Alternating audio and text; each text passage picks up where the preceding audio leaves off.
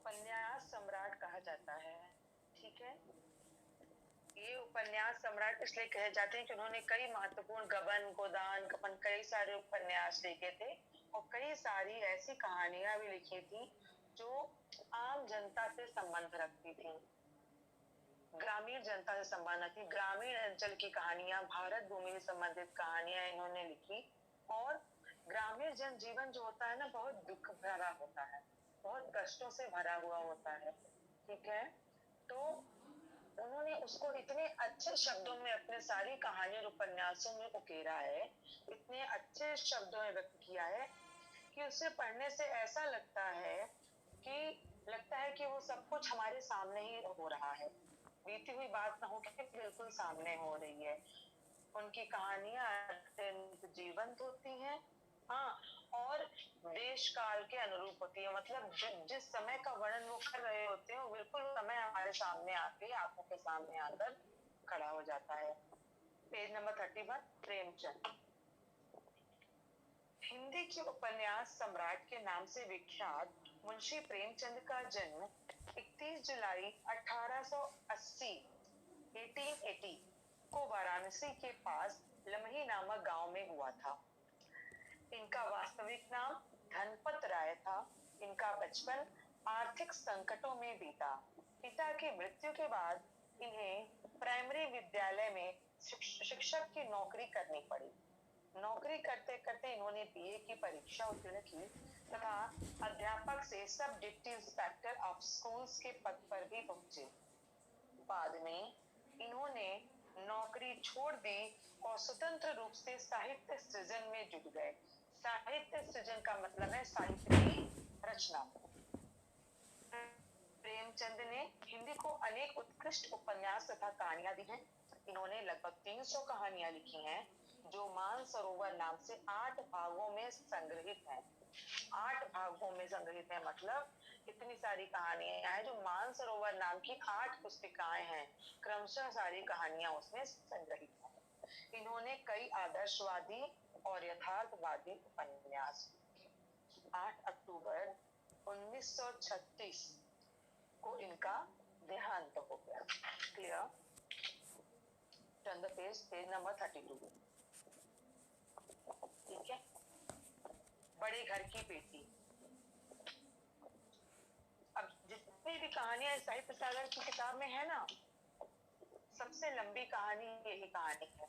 इसके बाद 3 से 4 पेज की सारी कहानियां हैं, लेकिन यह कहानी लंबी तो है ही है, इसके साथ साथ बहुत ही इंटरेस्टिंग भी है। ठीक है, बहुत रोचक है, इसको ध्यान से पढ़ना सब, क्योंकि we are doing online classes, we cannot solve your each and every answer, okay, which are given in the workbook. Clear?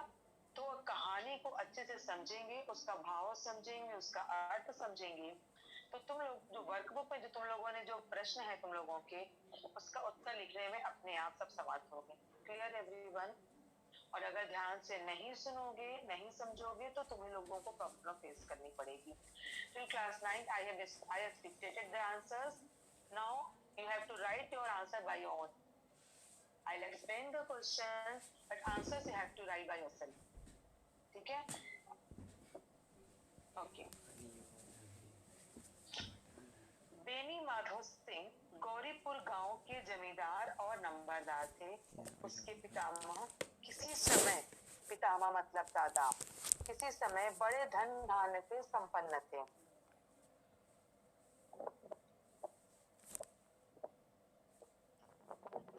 थे। गांव का पक्का तालाब और मंदिर, जिसकी यह मरम्मत भी मुश्किल थी, उन्हीं के कीर्ति स्तंभ थे। गांव का पक्का तालाब और मंदिर जिसकी अभी मरम्मत भी, मतलब इतना कमजोर हो चुका था वो, इतना प्रज्वल हो चुका था वो, कि अब उसकी मरम्मत भी होना बड़ा बड़ा मुश्किल हो गया था। उन्हीं के कीर्ति स्तंभ थे। उन्हीं के कीर्ति स्तंभ का मतलब होता है कि उन्होंने यह बनवाए थे और उनके नाम से अभी भी यह विख्यात थे। क्लियर? बेनी माधव सिंह अपनी आधी से अधिक संपत्ति वकीलों को भेंट कर चुके थे। उनकी वर्तमान आय 1000 वार्षिक से अधिक न थी। ठाकुर साहब के दो बेटे थे। बड़े का नाम श्रीकंठ सिंह था। उसने बहुत दिनों के परिश्रम और उद्योग के बाद बीए की डिग्री प्राप्त की थी। अब एक दफ्तर में नौकर था। छोटा लड़का लाल बिहारी सिंह दोहरे बदन का सजीला जवान था। बड़ा भरा हुआ मुखड़ा, चौड़ी छाती, भैंस का 2 सेर ताजा दूध वह सवेरे उठकर पी जाता था। श्री कंठ सिंह की दशा बिल्कुल विपरीत थी। इन नेत्र प्रिय गुणों को, नेत्र प्रिय गुणों का क्या मतलब है? जो ऊपर दिखाया गया है ना कि उसका शरीर कैसा था, उसके दूसरे छोटे भाई का भरा हुआ शरीर, भरा हुआ मुखड़ा, चौड़ी छाती, ये सारी चीजें जो थी उसके पास अब न रह गई थी, क्योंकि ये नेत्र प्रिय गुण, ये जो उसका नेत्र प्रिय मतलब हमारी आंखों से जो दिखते हैं गुण और आंखों को अच्छे लगते हैं, वो उसको नेत्र प्रिय गुण कहा गया है। ये नेत्र प्रिय गुणों को बीए के इन्हीं 2 अक्षरों पर न्यौछावर कर दिया था। इन दो अक्षरों ने उनके शरीर को निर्बल और चेहरे को कांतिहीन बना दिया था। हाँ, उनका कहना है कि उनके जो ये नेत्रप्रिय जो शरीर, जो शारीरिक स्वास्थ्य वो सुंदरता थी, वो अपने बीए की डिग्री हासिल करने में इतनी कड़ी मेहनत की उन्होंने कि ये सब के सब समाप्त हो चुके थे। ठीक है। श्रीकंठ इस अंग्रेजी दृग्गी के अधिपति होने पर भी पाश्चात्य सामाजिक प्रथाओं के विशेष प्रेमी न थे, बल्कि वे बहुधा बड़े जोर से उसकी निंदा, बहुधा मतलब हमेशा उसकी जोर से उसकी निंदा और तिरस्कार किया करते थे। दशहरों के दिनों में वे बड़े उत्साह से रामलीला में सम्मिलित होते और स्वयं किसी न किसी पात्र का अभिनय करते थे। प्राचीन सभ्यता का गुणगान Prajwal, you having any problem? Unmute yourself. Why are you raising hand then?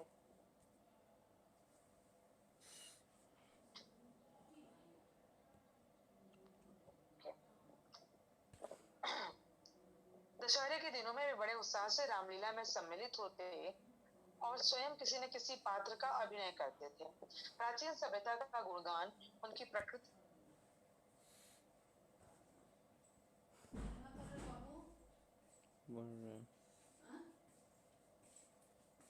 क्या कर रहे थे? क्लास चल रही है क्या? श्रीकंठ जी को प्राचीन सभ्यता से खासा प्रेम था। ठीक है, क्योंकि उस पहले बीए करना बहुत बड़ी बात होती थी। जमाने में अगर कोई बीए की डिग्री किसी को हासिल हो गई है, कोई ग्रेजुएट हो गया, इसका मतलब बहुत बड़ी बात है। तो बीए की डिग्री हासिल करने के बाद भी और पाश्चात्य वेस्टर्न जिसको कहते हैं पाश्चात्य सभ्यता के अधीन नहीं हुए थे, उन्हें अभी भी अपनी भारतीय संस्कृति और प्राचीन सभ्यता से कुछ खासा प्रेम था। ठीक है, यही कारण था कि सम्मिलित कुटुंब के तो वो एकमात्र उपासक थे। सम्मिलित कुटुंब मतलब ज्वाइंट फैमिली के मात्र उपासक थे। उन्हें ज्वाइंट फैमिली पसंद थी, उन्हें सम्मिलित कुटुंब पसंद था।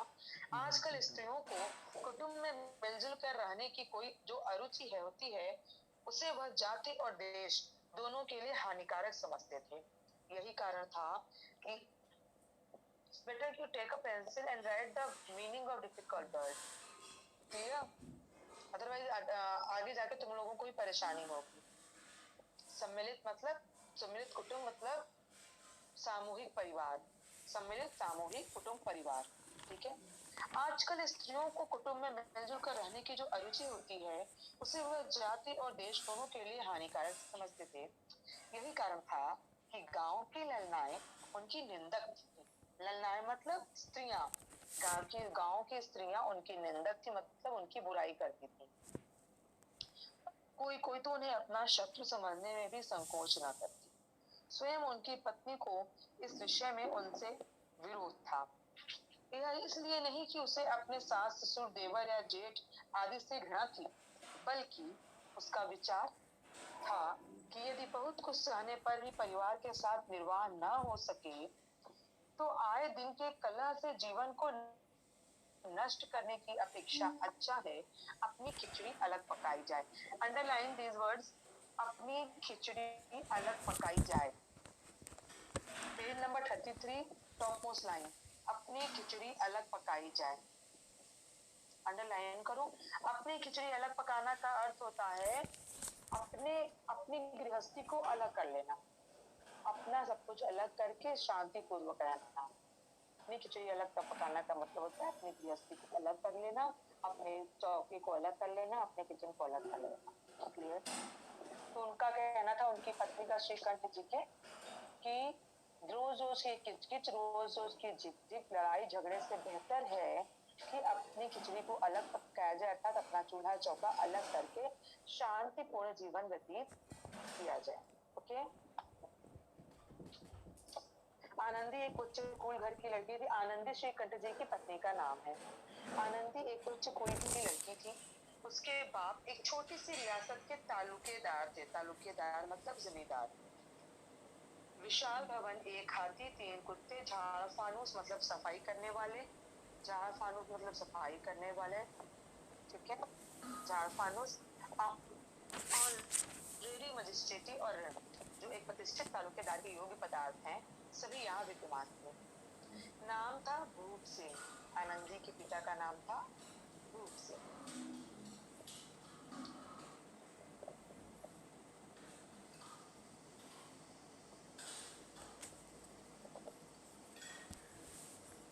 भूप सिंह बड़े उदार चित्त प्रतिभाशाली पुरुष थे, पर दुर्भाग्य से लड़का एक भी न था।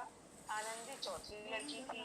वह अपनी सभी बहनों में सबसे अधिक रूपवती और गुणवती थी। रूपवती मतलब सुंदर, गुणवती मतलब गुणवान। इससे ठाकुर भूप सिंह उसे बहुत प्यार करते थे। सुंदर संतान को कदाचित उसके माता पिता भी अधिक चाहते हैं। ठाकुर साहब बड़े धर्म संकट में थे कि आनंदी का विवाह कहाँ करें। आनंदी का विवाह कहाँ करें।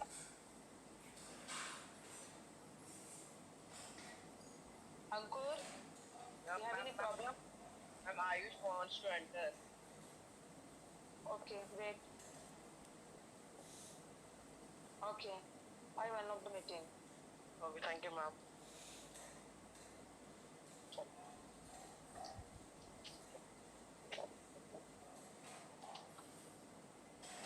दुर्भाग्य से लड़का एक भी न था। आनंदी चौथी लड़की थी। वो अपनी सब बहनों में रूपवती और गुणवती थी। इससे ठाकुर भूप सिंह उसे बहुत प्यार करते थे। सुंदर संतान को कदाचित उसके माता पिता भी अधिक चाहते हैं। ठाकुर साहब बड़े धर्म संकट में थे कि आनंदी का विवाह कहाँ करें। न तो यही चाहते थे कि ऋण का बोझ बढ़े, और न यही स्वीकार था कि उसे अपने को भाग्यहीन समझना पड़े। मतलब ऐसी जगह कहीं विवाह ना हो जाए कि उन्हें ऋण लेना पड़े बहुत दहेज देने के लिए, और ऐसी जगह भी ना कर दिया जाए कि आनंदी के अनुरूप परिवार न हो। मतलब अच्छा विवाह करना चाहते थे। एक दिन श्रीकंठ सिंह उनके पास किसी चंदे का रुपया मांगने आए। भूप सिंह उनके स्वभाव पर रीझ गए और धूमधाम से श्रीकंठ सिंह का आनंदी के साथ विवाह हो गया। I know people are feeling bored, but don't feel bored because chapter is too long. We have to read all whole chapter. Clear? ध्यान से पढ़ो और तभी ये कहानी समझ में आएगी। आनंदी अपने नए घर में आई तो यहाँ रंग ढंग कुछ और देखा। दिस टीम टाम की टीम टाम मतलब बहुत चकाचौंध, समझ रहे हो। मतलब कि वो एक जमींदार की बेटी थी, धन धान से पूर्ण परिवार रहा होगा, नौकर चाकर रहे होंगे, और श्रीकंठ जी व्यवहार से, चरित्र से और प्रकृति से अच्छे तो थे ही, लेकिन ये टीम टाम, ये चकाचौंध, भरा पूरा चौका गृहस्थी तो जिस टीम टाम की आदत जो बचपन से थी, वो यहाँ नाम मात्र को भी न थी। हाथी घोड़ों का क्या ही कहना, कोई सजी हुई सुंदर बहली न थी। बहली मतलब होता है पालकी। बहली मतलब पालकी। कोई सजी हुई बहली तक न थी। रेशमी स्लीपर साथ लाई, पर यहाँ बात कहाँ जहाँ वह सैर करती। वो अपने साथ रेशमी स्लीपर भी लाई थी, लेकिन वो यहाँ पहनती कहाँ थी। मकान में खिड़कियां तक न थी, न जमीन पर फर्श। जमीन पर फर्श का मतलब जो पहले मुजायबदार जमीन होती थी उसे ही फर्श कहते थे। तो जमीन पर फर्श भी न था, न दीवार पर तस्वीरें। वह एक सीधा सादा देहाती गृहस्थ का मकान था, किंतु आनंदी ने थोड़े दिनों में ही अपने आप को इस नई परिस्थिति के ऐसा अनुकूल बना लिया मानो विलास ये सामान कभी देखे ही नहीं थे। पहले बात था कि आनंदी बहुत ही भरे पूरे परिवार से आई थी, जहाँ पे कभी कोई दिक्कत न थी, सारे धन धान से पूरा परिवार था, और जहाँ पे वो अभी आई वहाँ पे ऐसा कुछ न था कि पहले जैसा कुछ न मिले, लेकिन उसने अपने आप को इतने अच्छे से अब वो पाल लिया था जैसे कभी उसने आराम तलब की कलबी की जिंदगी जी ही ना। एक दिन दोपहर के समय लाल बिहारी सिंह दो चिड़िया लिए हुआ है। लाल बिहारी सिंह कौन था? उसका देवर, उससे पति का छोटा भाई। ठीक है। आनंदी, फिर याद दिला दूं कंफ्यूज होने की जैसे, केवल 3 पात्रों का चरित्र बताया गया है। ठीक है। भूप सिंह थे, वो आनंदी के पिताजी थे, उनके पर परिचय देने के बाद उनका काम खत्म। वेणी माधव सिंह, श्रीकंठ जी दो मुख्य रूप से नायक की भूमिका अदा कर रहा है इस कहानी में। वेणी माधव सिंह उनके पिता है, आनंदी जो नायिका है, जो कहानी में कैरेक्टर भेजती है, वो आनंदी श्रीकंठ जी की पत्नी है, और जो ये आया लाल बिहारी, वह आनंद का देवर है, उसके पति का छोटा भाई। एक दिन दोपहर के समय लाल बिहारी से दो चिड़िया आया और भावज मतलब भाभी, भावज मतलब भाभी, लिखते जाओ शब्दों के, I can see you all those writing और नॉट राइटिंग। भावज मतलब भाभी। क्लियर? एक दिन दोपहर के समय लाल बिहारी सिंह दो चिड़िया लेके आया और अपने भावज से बोला, जल्दी से पका दो, मुझे भूख लगी है। आनंदी भोजन बनाकर उसी की राह देख रही। अब वह नया व्यंजन बना बैठी। हांडी में देखा तो घी पाव भर से अधिक न था। बड़े भर की दिखी फायर, फायर मतलब पीछे और लिखा हुआ है बचत। ठीक है। बड़े घर की बेटी थी, बचत करना न जानती। उसने सब घी मांस में डाल दिया। लाल बिहारी खाने बैठा तो दाल में घी न था। बोला, दाल में घी क्यों नहीं छोड़ा?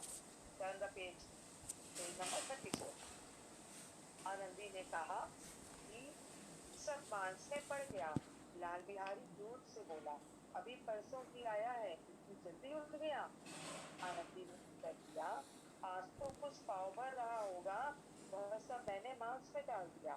जिस तरह सूखी लकड़ी जल्दी जल उठती है, उसी तरह शुदा से बावला मनुष्य जरा जरा सी आग पर तिलक जाता है। फिर से सुनो ये लाइन, जिस तरह सूखी लकड़ी जल्दी से जल उठती है। जब हम लोग आग लगाते हैं, जब हम लोग आग लगाते हैं, सूखी लकड़ियां जल्दी से आग पकड़ लेती है ना, वैसे ही शुद्ध शुदा मतलब गुस्से से वाला बावला मनुष्य, बावला मतलब पागल, उसको बहुत तेज जिसके सिर पे गुस्सा सवार हो, वो थोड़ा थोड़ा से बात खींच देता होता है ना। जब हम लोग थोड़ा गुस्सा रहते हैं, उसमें कोई थोड़ा सा और बोल दिया चढ़ा बढ़ा, तो हम लोग और चिढ़ जाते हैं और गुस्सा हो जाता है, ऐसा होता है ना। लाल बिहारी को भावच किया ढिठाई मतलब कि ऐसे में उससे जवाब देते ना, घी नहीं था, यह ढिठाई अच्छी न लगी। ठीक है, बहुत बुरी लगी। तिलक कर बोला, मैके में तो जैसे घी की नदी बहती हो। स्त्री गालियां सह लेती है, मार भी सह लेती है, पर उसके मैके की निंदा नहीं सही जाती। ठीक है। निंदा मतलब बुराई, निंदा मतलब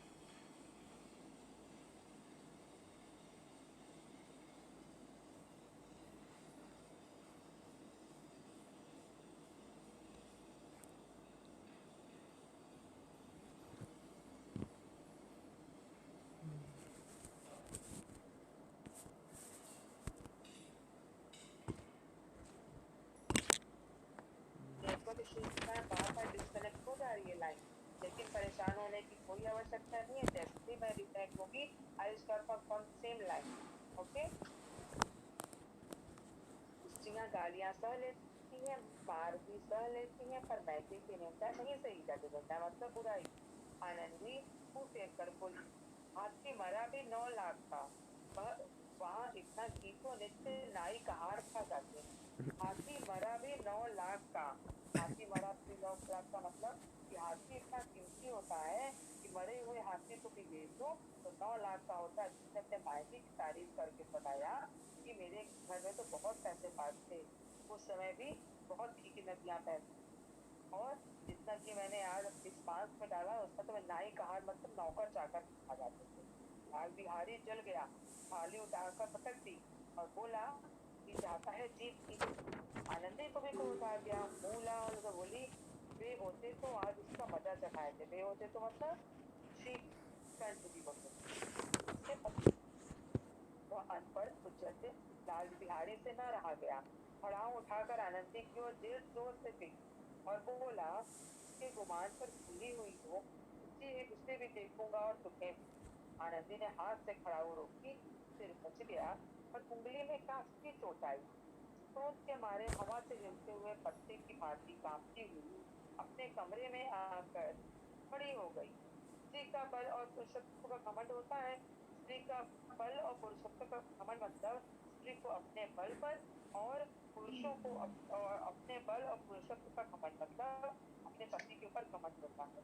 आनंदी खून का घूंट पीता था। सोचा होगा कि हमारे तो अपने पति शिकायत करेंगे। श्रीकंठ सिंह शनिवार को घर आया करते थे, बृहस्पतिवार को यह घटना घटी थी। 2 दिन तक आनंदी कोप भवन में रही। कोप भवन मतलब अपने कमरे को कोप भवन बना ली। देखा है रामायण आजकल आ रहा है, सब देख रहे हैं ना। कैकेयी ने जब राम दशरथ से 2 वचन मांगे थे तो उसके लिए उसके पहले क्या किया तो उसने कोप भवन में बैठ गई। ऐसा कमरा है जहाँ 2 दिन तक बैठ के विलाप करती हो और किसी को आने जाने की आज्ञा ना हो, कोई आ जा न सके। ठीक है, दिन भर उसी कमरे में बैठकर कोप भवन में बैठी रहती, न कुछ खाया न कुछ पिया, बस श्रीकंठ की बाट देखती रही। अंत में शनिवार को वे नियमानुसार संध्या समय घर आए और बाहर बैठकर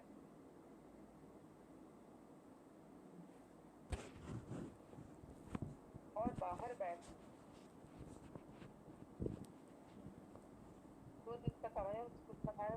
अंत में शनिवार को वे नियमानुसार संध्या का समय घर आए और बाहर बैठ के कुछ इधर उधर की बातें, कुछ देश काल संबंधी समाचार और तथा कुछ नए मुकदमे आदि की चर्चा करने लगे। यह वार्तालाप 10 बजे रात तक होती रही। गांव के भद्र भद्र मतलब सब, ब्रैकेट भद्र मतलब सब, भद्र को अंडरलाइन करो। भद्र का मतलब होता है सब, लिख लिया। भद्र पुरुषों को इन बातों से ऐसा आनंद मिलता था कि खाने पीने की भी सुध न रहे। श्रीकंठ सिंह को पिंड जाना मुश्किल हो जाता था। ये 2-3 घंटे आनंदी ने बड़े कष्ट वो अंदर बैठ के विचार कर रही थी ना, तब उसका पति वो सारी कथा सुना रही। इसी तरह भोजन का समय आया, पंचायत गई। एकांत हुआ तो लाल बिहारी ने कहा, भैया आप जरा भाभी को समझा दीजिएगा कि वो संभाल कर बात क्या करेगी, क्योंकि अनर्थ हो जाएगा। मेरी मानो सिंह ने बेटी की ओर से साक्षी दी। हाँ, बहू बेटियों का यह स्वभाव अच्छा नहीं कि मर्दों के मुंह लगे, मर्दों के मुंह लगे। लाल बिहारी बोला, वे बड़े घर की बेटी है तो हम भी कोई पुरनी का हार ऊपर बेनी माधव सिंह ने बोला है, मर्दों के मुंह न लगे। वो तो कि श्रीकांत जी और लाल बिहारी का पिता है, जिसे उसने अपने छोटे बेटे का पक्ष करते हुए बोला है कि उससे कर दो।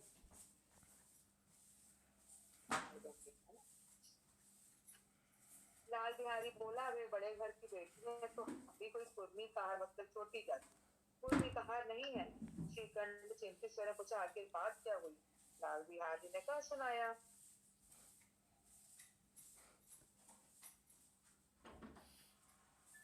What happened, Dhaval? Dhaval, what happened?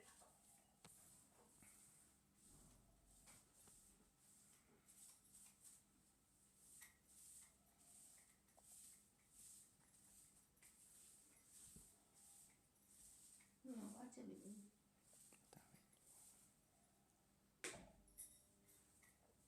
What happened, Indu?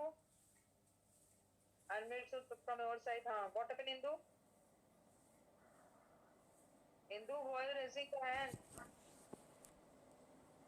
Do you have any problem? Indu?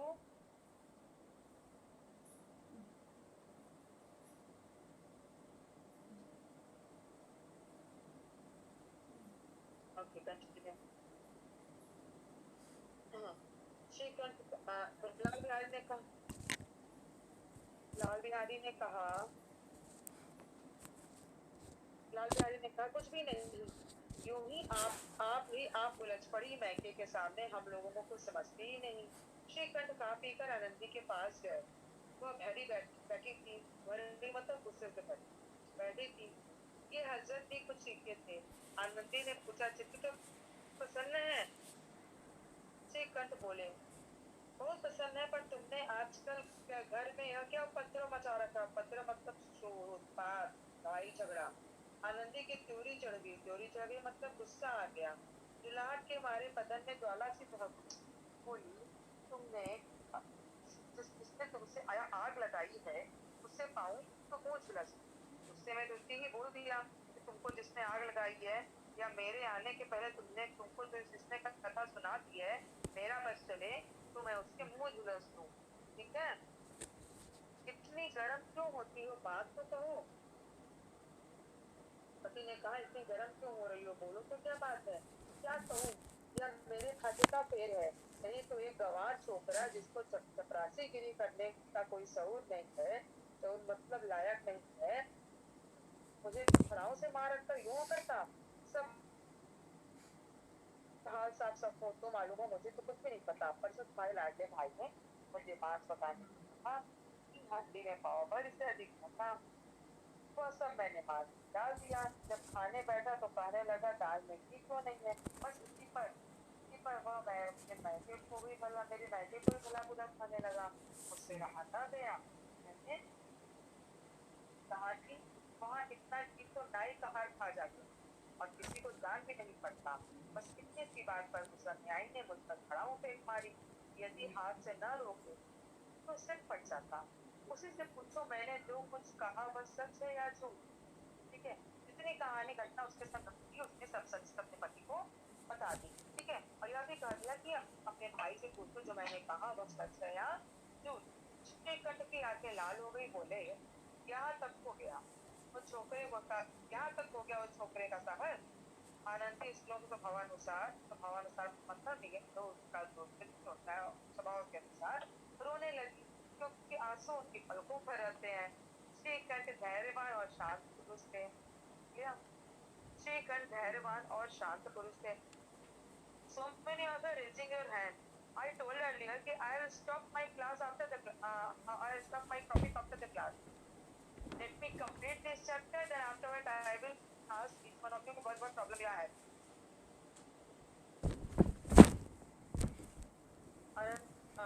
Shrikanth धैर्यवान और शांत पुरुष थे। उन्हें कदाचित ही क्रोध आता था। उन्हें मतलब वो धैर्यवान तो उन्हें कभी क्रोध आता था। पर स्त्रियों के आंसू पुरुषों की क्रोधाग्नि भड़काने में घी का काम थे। स्त्रियों के आंसू पुरुषों के क्रोधाग्नि मतलब जो क्रोध की ज्वाला होती है, उसको रोता देख तो श्रीकंठ जी को और गुस्सा आ गया। रात भर करवट बदलते रहे। उद्विग्नता के कारण उद्विग्नता लिखो यहाँ पे, अंडरलाइन करो उद्विग्नता को। उद आधा द है, द की नीचे हालत है, व की की मात्रा है, आधा द नता उद्विग्नता। ठीक है? उद्विग्नता के कारण मतलब बेचैनी के कारण पलक दर तक न झपकी। प्रातः काल अपने बाप लिखा है, ये बाप है, क्लिक कर लो, व के बीच में लाइन लगा लो, के पास जाकर बोले, दादा वह इस घर में मेरा निर्वाह न होगा। अब इस घर में मेरा निर्वाह मतलब मेरा काम नहीं चल पाएगा।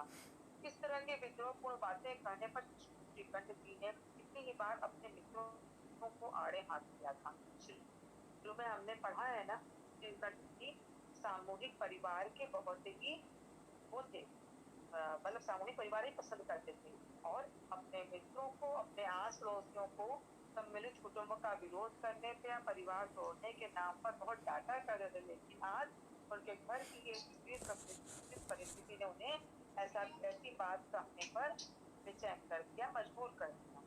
ठीक है? परंतु दुर्भाग्यवश आज उन्हें स्वयं ही, जैसा मैंने कहा, वे ही इस बातें अपने मुख से कहनी पड़ी। दूसरों को उपदेश देना भी कितना सहज है उनसे। बेनी माधव सिंह घबरा उठे बोले, क्यों? श्रीकंठ सिंह बोले, इसलिए कि मुझे भी अपनी प्रतिष्ठा का कुछ ख्याल है।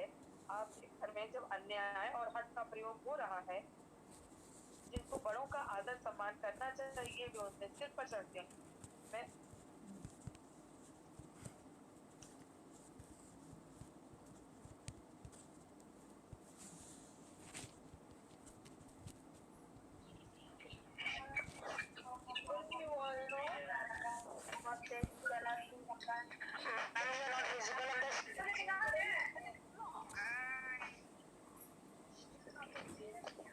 Please continue.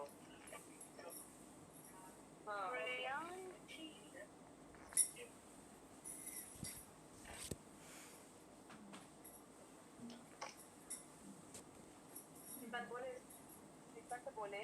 कि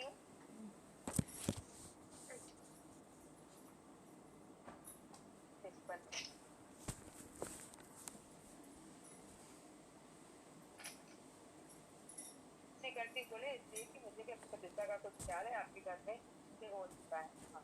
मैं दूसरों को का नौकर ठहरा, घर पर रहता नहीं, यहाँ मेरे पीछे स्त्रियों पर खड़ा हूँ और दूसरों को उसकी बौछार होती। वही बात जो उससे भाई ने उसे खड़ा होकर के मारा था, फिर उसने वही बात लिखी की बौछार होती है। कड़ी बात तक की तो चिंता नहीं, कोई एक तो कह दे वहां तक तो मैं सह सकता हूँ, किंतु यह कदापि नहीं हो सकता कि मेरे ऊपर लाल घुसे पड़े और मैं मुंह न खोलूं। बेनी माधव सिंह को जवाब न दे सके।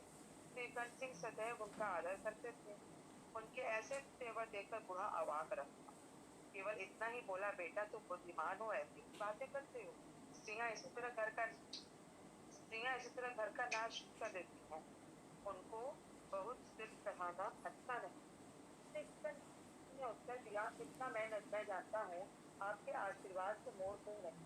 आप स्वयं जानते हैं, मेरे समझाने बुझाने से किसी गांव में कई घर संभल गए, पर जिस स्त्री की मान प्रतिष्ठा का ईश्वर के दरबार में उत्तरदाता हूँ, उसके प्रति ऐसा घोर अन्याय और पशुवत व्यवहार जिस स्त्री की मान प्रतिष्ठा का ईश्वर के दरबार में उत्तरदाता और एक पति का दायित्व होता है अपनी पत्नी के मान प्रतिष्ठा का ख्याल रखना अपने परिवार में। गुरु ने इसीलिए कहा कि स्त्री के मान प्रतिष्ठा का उत्तरदाता मैं ईश्वर के सामने। कहा जाता है ना कि कोई मैं नहीं देख रहा, भगवान ऊपर से सब देख रहा है। हम लोग कहते हैं ना आमचरण की भाषा में, भगवान देख रहा है, तो कोई कुछ का भगवान देख रहा है। तो पति का दायित्व था अपने स्त्री के मान सम्मान की प्रतिष्ठा का उत्तरदाता था वो, उसका ध्यान रखना। और चूंकि उसके पत्नी से दुर्व्यवहार हुआ था परिवार में, तो उसका यह कहना था कि इस घोर अन्याय और पशुवत व्यवहार ऐसा असंभव है। आप सच मानिए, मेरे लिए यही कुछ कम नहीं कि लाल बिहारी को कुछ दिन नहीं मिला। अब बेनी माधव सिंह घर पाए ऐसी बात और न सुन सके। बोले, लाल बिहारी तुम्हारा भाई है, उससे कभी भूल चूक हो उसे कान पकड़ो, लेकिन लाल बिहारी को मैं अपना भाई नहीं समझता। स्त्री के पीछे जी नहीं, उसी क्रूरता और अविवेक के कारण। दोनों कुछ देर चुप रहे। ठाकुर साहब लड़के का क्रोध शांत करना चाहते थे, लेकिन यह नहीं स्वीकार करना चाहते थे कि लाल बिहारी ने, देखो यहीं पे वह पुत्र मोह में अंधे हो गए। वह जानते अवश्य थे लाल बिहारी का गुस्सा, आनंदी का घमंड दोनों अपनी जगह सही था, लेकिन गलत क्या था कि लाल बिहारी ने उसका अपमान किया और उसे खड़ा होकर मारा। और उससे गलत ये हुआ कि बेनी माधव सिंह अपने पुत्र की गलती को कतई मानने को स्वीकार, ठीक है। दोनों को चुप रहे। ठाकुर साहब लगे को शांत करना चाहते थे, लेकिन स्वीकार नहीं करना चाहते कि लाल बिहार से कोई काम हुआ। इसी बीच गांव के और अन्य कई सज्जन भुक्के विचलन के बहाने, लोगों का ये तो आदत होती है बाहर आके कि दूसरों घर में क्या हो रहा है जानने का, लोग आके बैठ गए। कई स्त्रियों ने ये जब यह सुना कि श्रीकांत की पत्नी के पीछे पिता से लड़ने पर तैयार है, तो उन्हें बड़ा हर्ष हुआ। क्योंकि पहले बताया ना मैंने कि गांव की कई ललनाएं स्त्रियां श्रीकांत की विरोधी थी। क्योंकि जो आजकल की स्त्रियां सामूहिक परिवार में नहीं रहना चाहती और श्रीकांत भी उसका विद्रोह करते थे, वो उनको अपना शत्रु मानती थी। बताया था शुरू में ही है, फर्स्ट पैराग्राफ सेकंड पेज पे। तो वो उनको बड़ा हर्ष हुआ, बड़ी खुशी हुई। दोनों पक्षों की मधुर वाणियां की आत्माएं अकुलाने लगी। हो रही है लड़ाई, लेकिन यहाँ पे ये पंक्ति क्या है, व्यंग के रूप में प्रयोग की गई है ना। लड़ाई हो रही है, चीख चीख के बातें हो रही होंगी, लेकिन यहाँ पे व्यंग क्या किया गया है, दोनों पक्षों की मधुर वाणियां सुनने के लिए उनकी आत्माएं अकुलाने लगी। गांव में कुछ ऐसे कुटिल मनुष्य भी थे जो इस कुल की नीतिपूर्ण गति पर मनी मानते थे। इस मनी मन चलते थे, बड़े नीतिपूर्ण थे ना, उनका परिवार बहुत अच्छा था। इन महानुभावों की शुभकामनाएं आज पूरी होती दिखाई। कोई हुक्का पीने और कोई लगान की रसीद दिखाने के बहाने बैठ गए। सीनी माधव सिंह पुराने आदमी थे, खाबों को ताड़ गए। उन्होंने निश्चय किया, चाहे कुछ भी क्यों ना हो, इन द्वेषियों मतलब जलने वालों के, जो मतलब जलने वालों के, जो मतलब जलने वालों को ताली बजाने का अवसर न दूंगा। तुरंत कोमल शब्दों में बोले, तुरंत बात पलट गए। बेटा, मैं तुमसे बाहर नहीं, तुम्हारा जी जो कहे चाहे करो। अब तो लड़के से अपराध हो गया। इलाहाबाद का अनुभव रहित जलाया हुआ ग्रेजुएट बात को ना समझ सका। उसे डिबेटी क्लब में अपनी बात पढ़ने की आदत थी। इन हथकंडों की उसे क्या खबर। बाप ने जिस मतलब से बात पलटी थी वो उसे समझ में न आई। बोला, मैं लाल बिहारी के साथ अब इस घर में नहीं रह सकता। बेनी माधव सिंह ने पुचकारा, बेटा बुद्धिमान लोग मूर्खों की बात पर ध्यान नहीं देते, वह बेसमझ रहता है।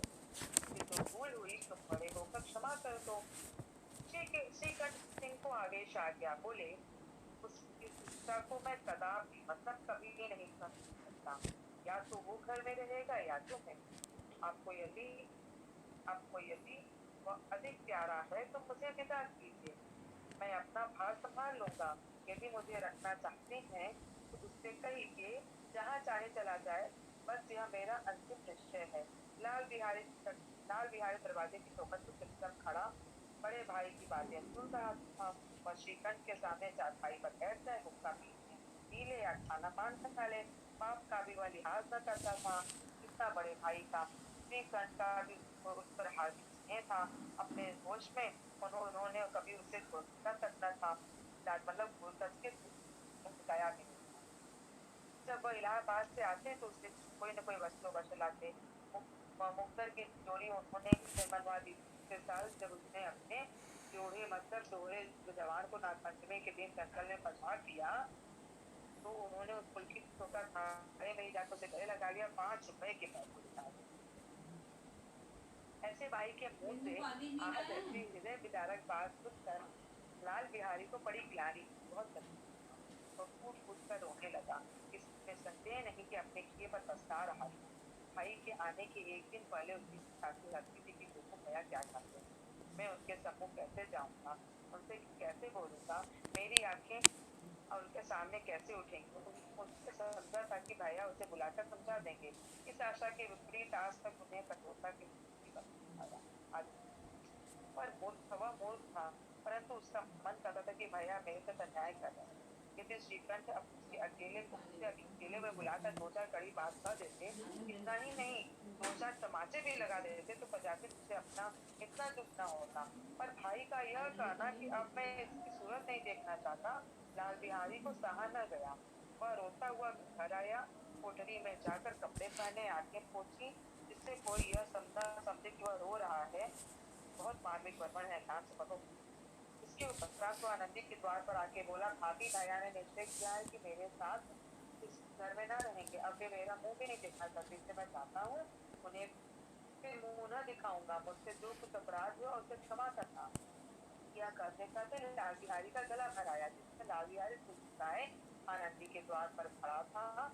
उसी समय श्रीकंठ सिंह भी आंखें लाल के बाहर आए। भाई ने देखा तो जुड़ा के आंखें फेर ली और कतरा कर निकल गए, मानो उसकी परछाई भी से दूर भागना चाहते हैं। आनंदी ने लाल बिहारी की शिकायत की, लेकिन अब मन को तकता रही। भाव से दयालु थी ही। उसे इसका तनिक भी ध्यान न था कि बात इतनी बढ़ जाएगी। मन में अपनी पति पर झुलसा रही थी, कितने क्यों गर्म होते हैं। जब उसने लाल बिहारी को दरवाजे पर खड़े करके सुना, मैं जाता हूँ, मुझे तू कुछ बार क्षमा करना, तो उसका यह था क्रोध भी अपने आप पानी हो गया और रोने लगी। मन का मैल धोने के लिए नए दिल से उपयुक्त और कोई वस्तु नहीं है। श्रीकंठ को देखकर आनंदी ने कहा, लाल बाहर खड़े खड़े बहुत रो रहे हो, तो मैं क्या करूँ? भीतर बुला लो, मेरी जीभ में आग लगी। मैंने कहाँ से झगड़ा उठाया? मैं नहीं बुलाऊंगा, पछताओगे। उन्हें बहुत ग्लानि हो गई है, ऐसा न कहो कि वो चल दे। श्रीकंठ न उठे।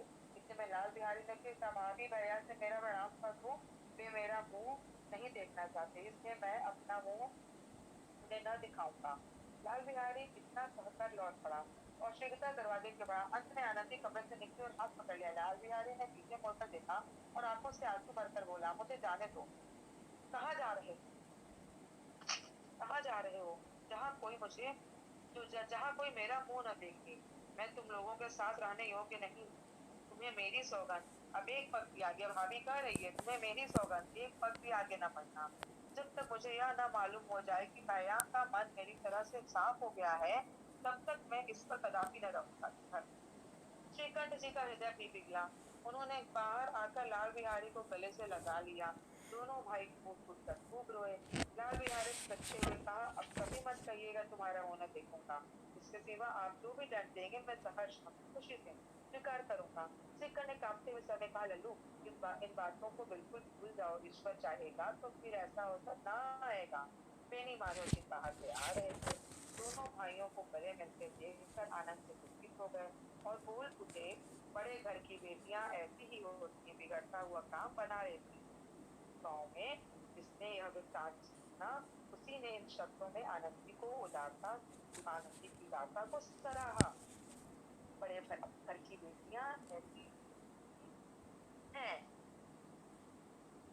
क्यों कहा गया इस कहानी का शीर्षक बड़े घर की बेटी क्यों पढ़ा? क्योंकि आनंदी ने जब घी के लिए अपने घर की पे अपने परिवार के पूरे गृहस्थी पे घमंड दिखाया था और अपने देवर को छाड़ा था इस प्रकार, तो अपने स्त्री चरित्र के अनुसार उसने अपने पति से आग भी लगवा दी, झगड़े लड़ाई भी करवा दी, लेकिन उसे पछतावा था। वो तनिक भी ऐसा हृदय में नहीं चाहती थी कि लड़ाई झगड़ा हो या उसका छोटा देवर घर छोड़कर चला जाए। वो बहुत उदार थी, सहृदय थी। वो ऐसा कतई न चाहती थी उसकी छोटी सी बात से दो भाई आपस में लड़ करके अलग हो जाए। तो बड़े घर की बेटी ऐसे ही होती है। बोला गया था कि जहाँ उसने एक तरफ अपने परिवार के अपने मायके पे घमंड दिखाया और मायके कही गई एक शब्द ही बर्दाश्त नहीं की उसने और उससे से भूल गई। 2 दिन खूब भवन में बैठी रही, 2 दिन रोती रही, पति से भाई की खूब शिकायत की, लेकिन बाद में आगे बढ़कर अपने देवर को मनाया भी और दोनों भाइयों को फिर से है ना। देखो आज की पूरी क्लास को केवल चैप्टर को रीड करने में, एक्सप्लेन करने में ही निकल गई। तो आज हम इसके प्रश्नोत्तर को आपस में डिस्कस नहीं कर सकते हैं। We'll do this work in the next period. ठीक है? I don't have a workbook, but I have the picture of the questions. Okay? हाँ। तो next period जब भी होगा, I'll send a timetable. So you have to keep your board in front of you all. I'll read each and every question and explain the answer. But remember one thing, you all have to write the answers by yourself. In class 10, and this time I will not dictate the answer. Clear? जब मैं questions को explain करूँगी, you have to listen answers very very carefully. Clear? Okay. So I think some of you are having problem. Anushka Mishra. What happened, Anushka? Anushka?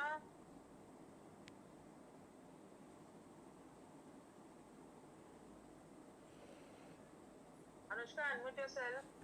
Yes, ma'am. What happened, beta? Nothing. Nothing. Acha, you were raising your hand, no? That is why I'm asking. Okay. Nainika? Nainika? You explain the meaning of Bhadra. भद्र मतलब शब्द है बेटा। 3 times Nainika भद्र मतलब शब्द है, लिख लो वहाँ पे। ओके? What happened, खुशी? खुशी? खुशी, unmute yourself. Ma'am, part means हाँ? part.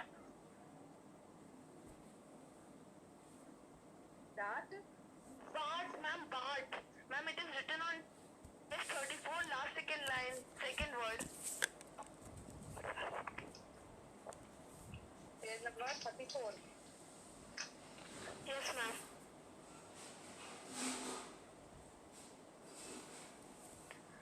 Page number Last second line. 5 मतलब रास्ता देखना बेटे, इंतजार करना. ठीक है? Thank you, ma'am. Okay.